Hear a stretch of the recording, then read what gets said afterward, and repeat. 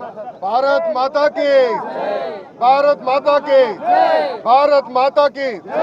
जय जवान, जय जवान, जय जवान।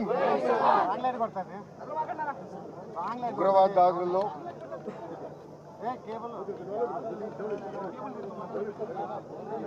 ఉగ్రవాదుల దాడిలో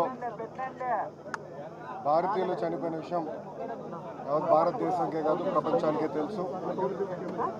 దాంట్లో భాగంగా ఉగ్రవాదుల క్యాంపులు ధ్వంసం చేయాలి, ఉగ్రవాదానికి చెక్ పెట్టాలి అని మన మిసైల్ నమో గారు రాత్రికి రాత్రి ఉగ్రవాదుల క్యాంపుల పైన మనం కూడా అటాక్ చేస్తాం జరిగింది. దాంట్లో పాకిస్తాన్ కూడా ఏకంగా భారతదేశం పైన రాత్రికి రాత్రి మిసైళ్ళు కానివ్వండి, డ్రోన్లు పంపించి మన కీలకమైన ఇన్స్టాలేషన్స్ పైన అటాక్ చేయాలని ఆలోచనలు ఉన్నప్పుడు మన జవాన్లు దేశానికి నిలబడి మేము నిలబడతాం, మేము పోరాడతాం, దేశాన్ని మేము కాపాడుతాం చెప్తాం జరిగింది. కుటుంబాలకి దూరంగా, తల్లిదండ్రులకి దూరంగా వాళ్ళు అక్కడ ఉండి దేశం కోసం అహర్నిశలు నిలబడుతున్న వ్యక్తులు ఈరోజు జవాన్లు అక్కడ నిలబడారు కనుకనే, పోరాడుతున్నారు కనుకనే భారతీయులు ఆంధ్రలో మనం ఇక్కడ హాయిగా బతికే పరిస్థితి. దాంట్లో మొన్న జరిగిన దాడిలో మన నాయక్ చనిపోవటం జరిగింది. మురళీ నాయక్ చిన్నప్పటి నుంచి కూడా మిలిటరీకి నేను ఉంటాను, నేను చనిపోతే భారతదేశ జెండా కప్పుకుని చనిపోతానని పదే పదే అటు కుటుంబానికి చెప్పడం జరిగింది.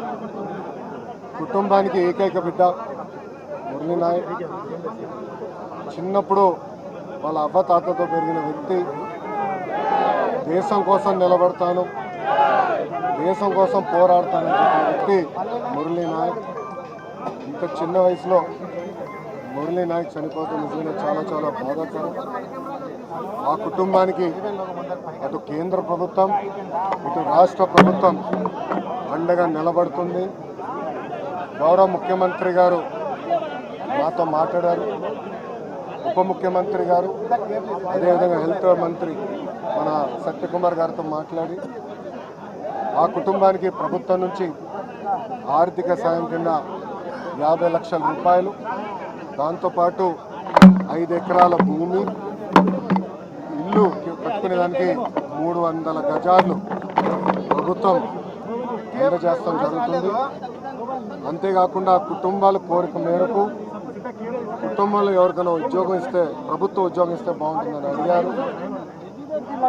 కుటుంబంలో అంటే బిడ్డలు ఎవరు లేరు, ఒకే బిడ్డ కనుక తండ్రికి ప్రభుత్వ ఉద్యోగం ఇవ్వాలనేది అందజేస్తాం జరుగుతుంది. అంతేకాకుండా కుటుంబాల కోరిక మేరకు కుటుంబంలో ఎవరికైనా ఉద్యోగం ఇస్తే, ప్రభుత్వ ఉద్యోగం ఇస్తే బాగుంటుందని అడిగారు.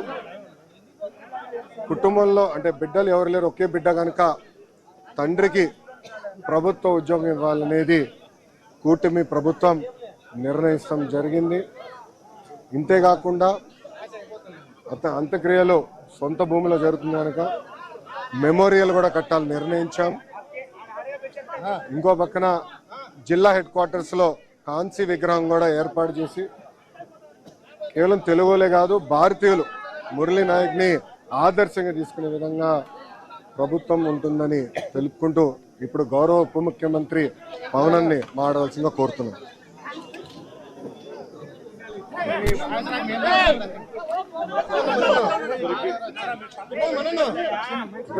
హృదయపూర్వక నమస్కారం.